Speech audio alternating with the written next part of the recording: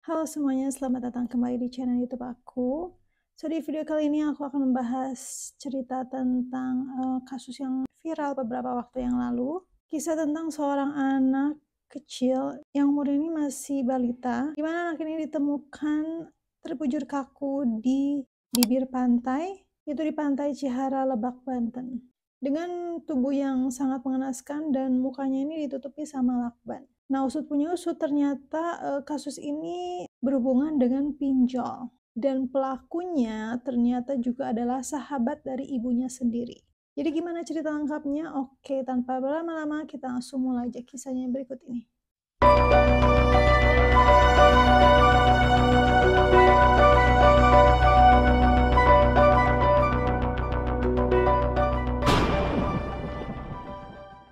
Jadi kisahnya ini bermula pada tanggal 17 September tahun 2024, di mana ada seorang ibu yang sedang hamil tua bernama Amelia. Nah, Bu Amelia ini ditemenin sama temannya bernama Rido alias Rahmi. Jadi kedepannya kita panggil aja Rahmi. Nah, mereka ini mendatangi kantor polisi untuk melaporkan anak Bu Amelia ini yang hilang, yang bernama Akila Tunisa Priska Herlan. Jadi ceritanya Ibu Amelia ini ngontrak di kontrakan petak kayak gitu di daerah Cilegon. Nah, Bu Amelia ini tinggal di kontrakan tersebut bersama dengan suaminya yaitu Andre Primario Herlan dan anak pertamanya yaitu Akila Tunisa Priska Herlan atau kita panggil aja Akila. Yang mana Akila ini berusia 4 tahun dan Bu Amelia ini lagi hamil tua dan akan segera menyambut kelahiran anaknya. Nah, Bu Amelia ini punya kebiasaan di jam 12 itu dia akan menjemput suaminya gitu ya dari tempat kerjanya yang nggak jauh dari kontrakannya tersebut. Nah, jarak rumahnya itu nggak begitu jauh ya dari tempat kerja ayahnya, yaitu sekitar 5-10 menit lah. Jadi ibunya Akila ini, Ibu Amelia ini hendak menjemput ayahnya atau suaminya gitu ya. Nah, Akila ini diajakin sama Bu Amelia gitu ya, tapi Akila ini nolak gitu ya. Karena mungkin tahu itu cuma sebentar gitu ya. Jadi Akila ini nolak dan lebih memilih untuk diam di kontrakan tersebut dengan bermain HP ibunya. Nah, kemungkinan hal ini dilakukan Bu Amelia ini karena sudah terbiasa gitu ya. Ya udahlah, paling mungkin cuma sebentar, Akila juga udah biasa main HP, jadi ya udah. Akhirnya Akila ini ditinggal di kontrakannya sendirian. Nah, mungkin banyak dari kita juga yang melakukan hal ini juga gitu ya, karena berpikir, "Ah, biasa aja," gitu ya, dan cuma sebentar keluarnya, jadi ya udah anak-anak paling ditinggal di rumah sebentar aja. Karena Akila ini main HP ibunya, jadi ibunya ini, Bu Amelia ini tidak membawa HP ya pada saat menjemput anaknya. Dan pintu rumah atau pintu kontrakannya pun tidak dikunci, karena mungkin Bu Amelia ini berpikir, udah biasa gitu ya, jadi akhirnya dia tidak mengunci rumahnya. Nah, tapi setelah Bu Amelia ini datang ke kontrakannya bersama suaminya, Bu Amelia ini kaget karena tidak mendapati Akila ini ada di rumahnya. Nah, sudah dicari di dalam rumahnya ini nggak ada juga Akila. Nanya ke tetangga-tetangga juga sama, nggak lihat Akila. Nah, ketika Bu Amelia ini sedang mencari anaknya, datanglah Ibu Rahmi ya. Nah, Ibu Rahmi ini nanya gitu, "Kamu lagi ngapain?" Nah, Ibu Amelia ini bilang kalau dia lagi cari anaknya Akila yang dari tadi nggak kelihatan di rumah, padahal dia cuma pergi sebentar aja. Nah, Rahmi ini juga ikut kebingungan ya, dan juga nyari-nyari Akila juga sama. Gitu. Dia bilang sama Bu Amelia, coba cari di tetangga atau di teman-teman TK-nya Akila gitu, yang rumahnya nggak jauh dari situ juga. Tapi tetap aja Akila ini nggak ketemu. Dan akhirnya Bu Rahmi ini menyarankan Bu Amelia ini untuk lapor ke polisi. Nah, Rahmi ini membantu untuk memesankan taksi online dan bahkan juga ikut menemani Bu Amelia ini ke kantor polisi untuk melaporkan kehilangan Akila. Nah, pergilah mereka ke Polres Cilegon. Nah, pada saat lapor ke Polres Cilegon ini, Bu Amelia juga melaporkan bahwa beberapa waktu sebelumnya, gitu ya, kurang lebih sebulan yang lalu, sebenarnya Bu Amelia ini sering mendapatkan ancaman-ancaman kayak gitu via WA. Jadi Bu Amelia ini khawatir, takutnya hal ini ada kaitannya, ada hubungannya dengan ancaman-ancaman tersebut. Isi ancamannya itu menyatakan bahwa dia itu sang pengancam ini akan menghabisi keluarga Bu Amelia. Nah, info tentang hilangnya Akila ini sudah disebar ya, bahkan ke info-info di Instagram ya, biasa kan ada info untuk daerah-daerah lokal gitu ya tentang kehilangan atau apapun itu, jadi sudah disebar kemana-mana. Namun tetap tidak ada kabar. Namun di tanggal 19 September tahun 2024 ya, jadi 2 hari setelah kejadian hilangnya Akila. Jadi Akila ini dilaporkan hilang di tanggal 17 September tahun 2024 ya. Nah, 2 hari kemudian ada berita ditemukannya mayat seorang anak kecil gitu, balita yang diperkirakan berusia di bawah 5 tahun, tergeletak di Pantai Cihara, Lebak, Banten. Dengan ciri-ciri memakai baju warna biru, dalam keadaan muka yang terlilit dengan lakban dan juga penuh dengan luka-luka. Nah, hal ini dilaporkan oleh warga ke kepolisian dan akhirnya polisi ini mendatangi TKP dan melihat ada kesesuaian ciri-ciri dengan laporan kehilangan Akila ini ya. Nah, akhirnya penemuan tentang balita ini dilaporkan juga ke orang tuanya Akila gitu ya untuk melihat apakah ini kemungkinan Akila atau bukan. Nah, setelah dikonfirmasi, ternyata betul anak tersebut adalah Akila yang hilang 2 hari yang lalu. Nah, orang tua Akila ini sangat syok mendengar kabar tersebut, terutama dengan Ibu Amelia. Apalagi Ibu Amelia ini kan sedang hamil besar seperti itu ya. Sampai-sampai Ibu Amelia ini akhirnya mengalami kontraksi dan melahirkan anak keduanya di hari mayat Akila ditemukan. Nah, kemudian dengan cepat polisi ini melakukan penyelidikan sampai akhirnya tertangkaplah dengan cepat para pelakunya. Di keesokan harinya, yaitu pada tanggal 20 September tahun 2024. Nah, di tanggal 20 September 2024 ini, polisi menangkap Saenah, Rahmi, dan Emi. Kemudian pengembangan berikutnya ini dilakukan penangkapan juga terhadap 2 orang laki-laki, yaitu pada tanggal 21 September tahun 2024, yaitu Ujang dan Yayan. Nah, pelakunya ini jadi ada 5 orang, dan yang lebih mengejutkannya lagi, 3 dari 5 orang ini adalah temannya Ibu Amelia sendiri. Bahkan juga seperti kita tahu tadi kan ya, kalau Bu Rahmi ini juga bahkan sempat mengantarkan Bu Amelia ini untuk lapor ke polisi. Jadi benar-benar plot twist banget gitu ya. Ternyata Bu Rahmi yang tadi nganterin Bu Amelia yang beberapa hari sebelumnya ini laporin ke polisi, ternyata itu adalah temannya sendiri yang menjadi pelaku penghilangan nyawa Akila. Nah, setelah dilakukan penangkapan, baru diketahui ternyata para pelaku ini mengeksekusi Akila dengan cara yang sangat kejam.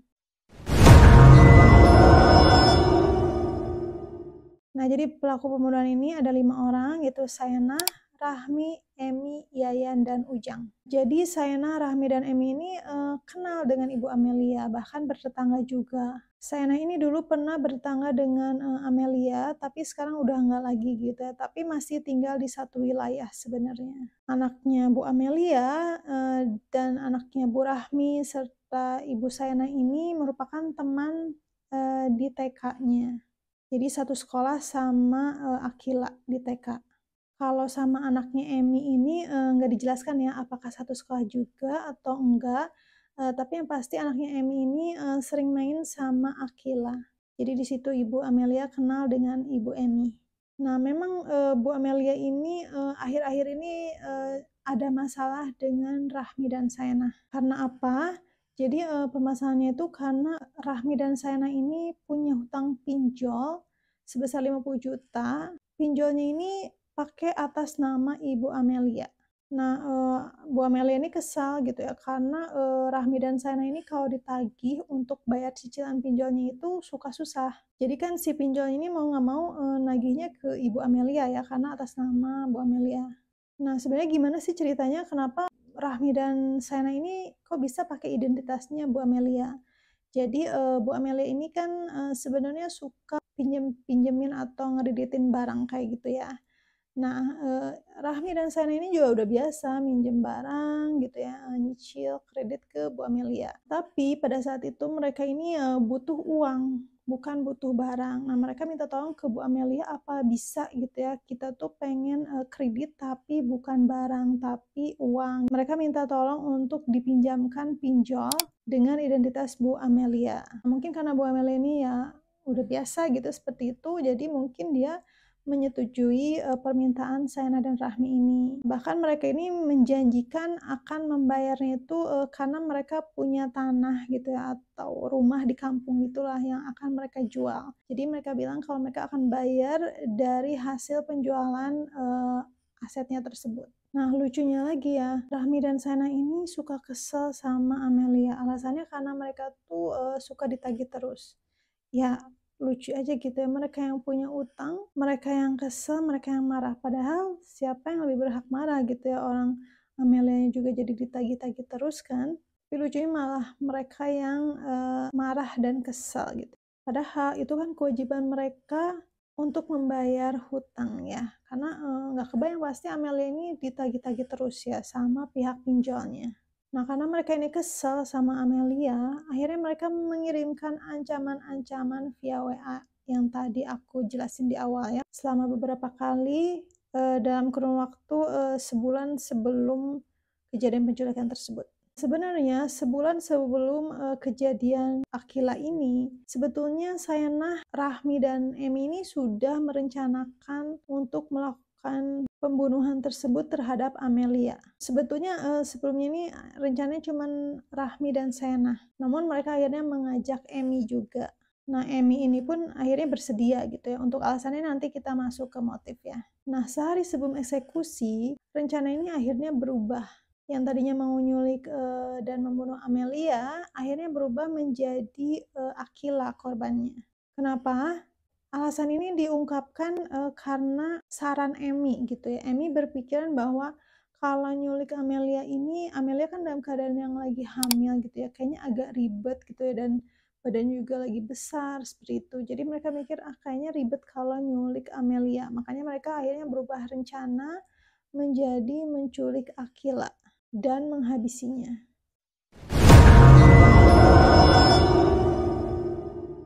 Nah, akhirnya tibalah hari yang mereka rencanakan, yaitu tanggal 17 September tahun 2024.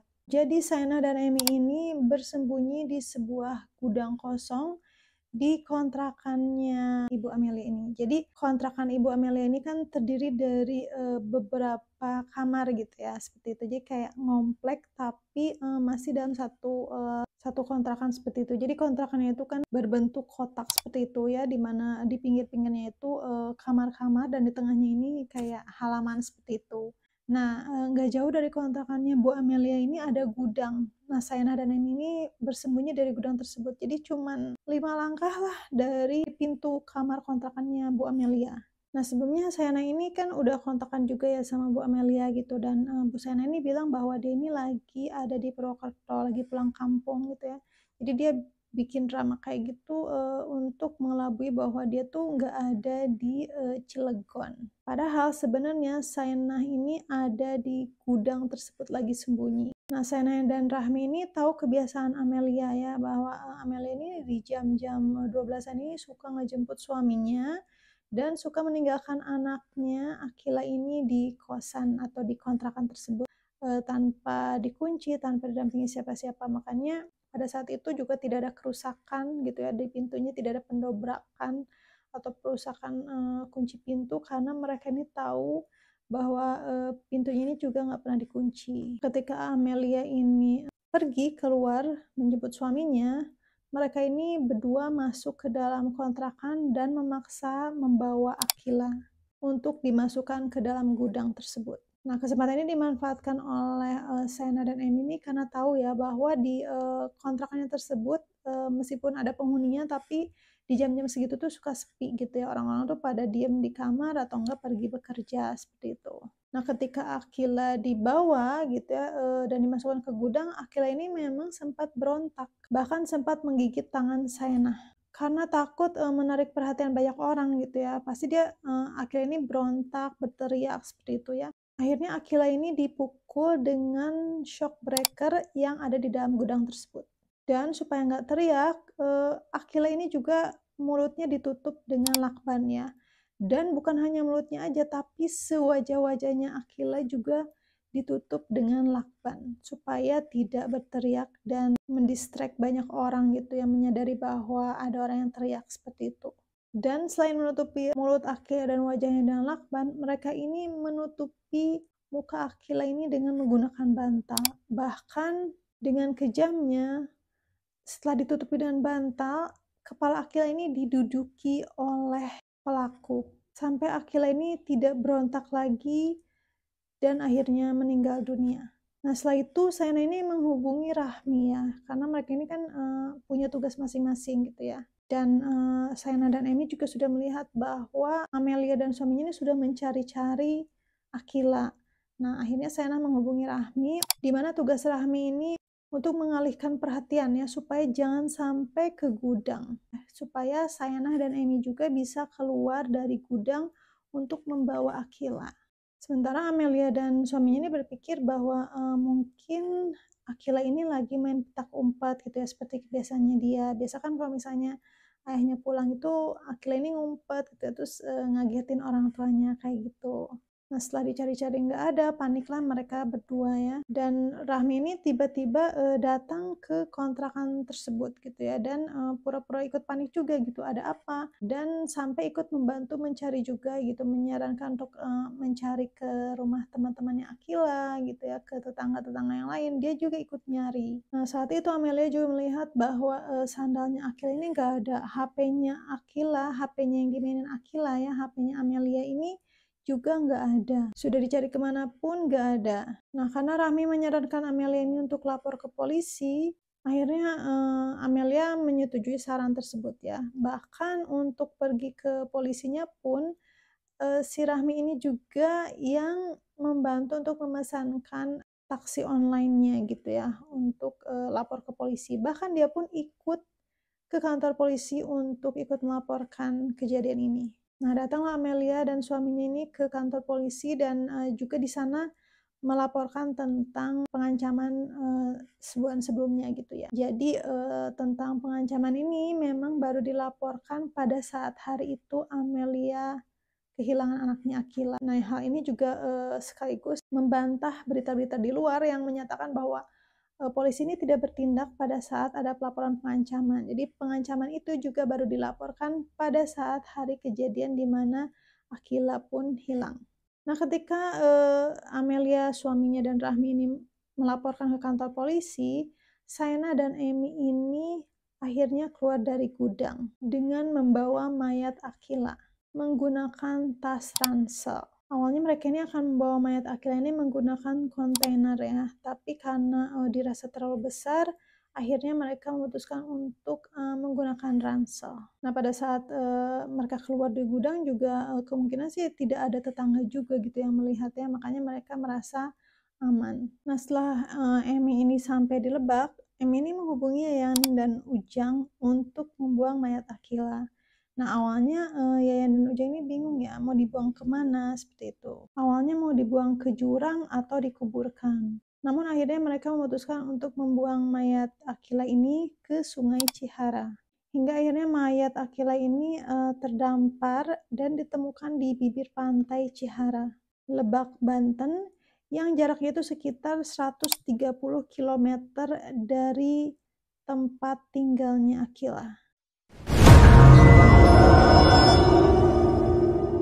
Nah, sekarang kita masuk ke motifnya ya. Apa sih alasan dibalik kelakuan bejat 5 orang ini? Nah, polisi ini menyelidiki dengan cepat kasus ini dan berhasil menangkap para pelaku selang sehari setelah penemuan mayat Akila. Jadi ada beberapa motif yang melatar belakangi kejadian ini. Motif yang pertama, karena Saina dan Rahmi ini kesal suka ditagih hutangnya oleh Amelia. Nah, yang kedua alasannya yaitu Saina ini cemburu terhadap Amelia gitu ya. Jadi Amelia ini dekat dengan Rahmi juga dan suka minta antar kemana-mana ini sama Rahmi. Gitu. Jadi Saina ini cemburu. Cemburunya karena ternyata Saina dan Rahmi ini adalah pasangan sesama jenis. Jadi mereka berdua ini sama-sama single mom gitu ya, dan punya kelainan seksual yang menyimpang seperti itu. Jadi mereka punya hubungan spesial. Dan Ibu Amelia ini benar-benar nggak tahu kalau mereka berdua ini punya hubungan seperti itu. Jadi Bu Amelia ini benar-benar kaget, nggak tahu kalau ternyata Saina dan Rahmi ini adalah sepasang kekasih. Amelia ini hanya tahu bahwa Saina dan Rahmi ini adalah sepupuan, karena mereka sendiri yang ngejelasinnya seperti itu ya. Dan mereka ini memang sama-sama janda dan single parent. Nah, untuk Emi ya, kenapa Emi ini mau ikut rencana jahat Saena dan Rahmi? Jadi alasan Emi ini karena anaknya Emi dan Akila ini kan dekat ya, mereka suka main bareng. Nah, Emi ini kesel sama Amelia, kata Emi, Amelia ini suka marahin anaknya gitu ya. Tapi yang aku lihat di wawancara di stasiun TV, Amelia ini bilang bahwa dia tuh nggak pernah marahin anaknya Emi. Kalaupun ada juga hanya teguran seperti biasa gitu ya. Malah Amelia sendiri mengakui bahwa dia itu malah lebih sering marahin anaknya, bukan marahin sih sebenarnya, negur gitu ya, anaknya Rahmi apa Sayanah seperti itu ya. Aku lupa ya, Rahmi apa Sayanah ini cowok dan agak-agak ya seperti itulah ya kelakuan anak-anak. Dia lebih sering negur anaknya Rahmi apa Sayanah ini gitu dibandingkan dengan anaknya Emi. Dia bilang kalau anaknya Emi itu seingat dia nggak pernah negur gitu. Makanya aneh kalau Emi juga punya motif untuk melakukan hal ini karena katanya anaknya sering dimarahin sama Amelia. Nah, untuk motif yang berikutnya, yang keempat, ini karena Emi ini diiming-imingi oleh Sena dan Rahmi bahwa Sena dan Rahmi ini akan memberikan uang sebesar 50 juta supaya Emi ini bisa barang-barang mereka mengeksekusi Akila. Nah, itu dia motif atau alasan dibalik kejadian ini. Sementara untuk Ujang dan Yayan, mereka ini hanya disuruh dan diberi uang 100.000 aja untuk membuang mayat Akila. Miris banget ya. Nah, saat ini kelimanya sudah ditangkap oleh kepolisian dan akan dijerat beberapa pasal berlapis. Dan otak dari rencana jahat ini adalah Sayanah. Nah, pada beberapa waktu yang lalu, kepolisian ini masih berkoordinasi dengan kejaksaan ya akan menerapkan pasal apa untuk kelima tersangka tersebut. Jadi belum ada persidangan dan keputusan atas kasus ini. Nah, itu dia teman-teman kisah tentang anak kecil yang bernasib tragis akibat pinjol yang dilakukan oleh teman dari ibunya. Ada beberapa hikmah yang bisa aku petik ya dari kasus ini gitu ya supaya tidak terulang lagi, mudah-mudahan pada kita semua. Yang pertama, jangan pernah meninggalkan anak kecil di rumah sendirian. Jangan dengan alasan sebentar kita meninggalkan anak di rumah sendirian gitu ya, karena kalau orang ada niat jahat, niat jelek, dia akan melakukannya lebih sebentar lagi gitu ya. Kalau kita bilang, ah ninggalinnya cuma 5-10 menit doang, ya dia akan melakukannya di bawah 5-10 menit itu ya. Dia bisa melakukan itu 3-4 menit gitu ya. Yang pasti kalau sudah ada niat jahat, pasti dia akan merencanakan dengan matang gimana caranya nggak ketahuan kan seperti itu ya. Jadi please jangan pernah meninggalkan anak kecil sendirian di rumah. Kalau aku sih mendingan aku bawa gitu ya. Kalau misalnya dia bilang mau main HP di rumah, ya udah mendingan kita aja yang maksa untuk anak ini ikut ya. Jadi kalaupun kita harus meninggalkan anak sekecil itu ya harus ada pengawasan orang dewasa. Yang kedua aku takut ya kalau di rumah itu takutnya ada korslet listrik, gas bocor dan lain sebagainya, kita nggak pernah tahu ya gitu untuk meninggalkan anak sekecil itu. Jadi sebaiknya dibawa aja gitu ya. Dan kalau misalnya kita harus pakai motor nih mamnya, jangan lupa pakai belt gitu ya, atau apa sih belt yang di motor itu gitu ya supaya anak kalau bisa tidur sekalipun juga jangan sampai jatuh dari motor seperti itu ya, takutnya kan anak ngantuk dan lain sebagainya. Yang kedua, dengan alasan apapun jangan pernah meminjamkan identitas kita untuk orang lain melakukan pinjol. Terbukti dengan kejadian ini gitu ya, dari dia mau pinjam identitas kita aja itu sudah punya niat tidak baik gitu ya kalau menurut aku ya. Meskipun kalau aku baca-baca gitu ya, si Rahmi dan Sena ini alasannya karena mereka itu sudah menggunakan identitas sendiri tapi nggak berhasil katanya, nggak di ACC.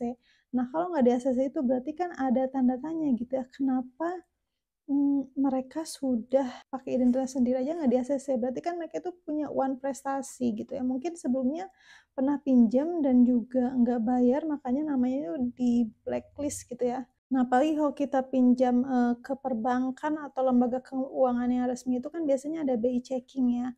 Kalau misalnya nama kita udah di blacklist karena punya uang prestasi atau pembayarannya macet, itu biasanya ada tingkatan sudah kolek berapa gitu ya, maksudnya ada tingkatannya bahwa kita tuh sudah menjadi kreditur yang sudah tidak direkomendasikan lagi untuk mendapatkan pinjaman. Jadi kalau misalnya dia bilang bahwa nama dia nggak bisa dipakai untuk pinjaman, ya artinya kita harus sudah tahu bahwa oh nih orang tuh berarti bermasalah di perbankan, entah itu kredit macet atau seperti apa gitu, yang pasti sudah punya blacklist lah ya dalam daftar hitam perbankan. Nah kalau misalnya tahu temannya seperti itu, artinya kan ada kemungkinan juga dia nggak akan bayar juga sama kita seperti itu. Jadi jangan pernah memberikan bantuan meskipun itu tadi niat baik. Saran aku nggak pernah membantu dalam hal tersebut.